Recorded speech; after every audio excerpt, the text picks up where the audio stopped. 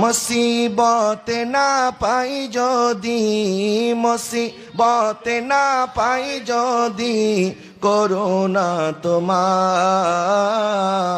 কবরে হাসরে কি হবে আমার, কবরে হাসরে কি হবে আমার। আছি গো ডুবে আমি পাপেরি সাগরে, জানি না কি হবে ও পারে,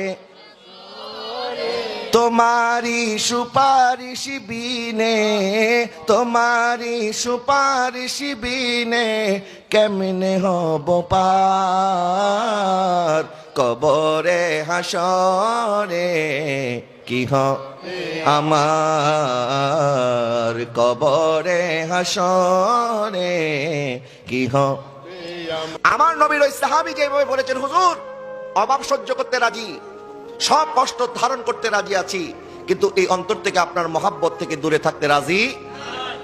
আমরাও নবীকে মহাব্বত করতে চাই কি চাই না? নবীর মহাব্বতের জন্য সব কষ্ট সহ্য করতে চাই কি চাই না? তাহলে এরকম বিপদ আমাদের উপরে আসবে, মুসিবত আসবে, অভাব আসবে, অনটন আসবে, কিন্তু কখনোই নবীর সুন্নত ছেড়ে দেওয়া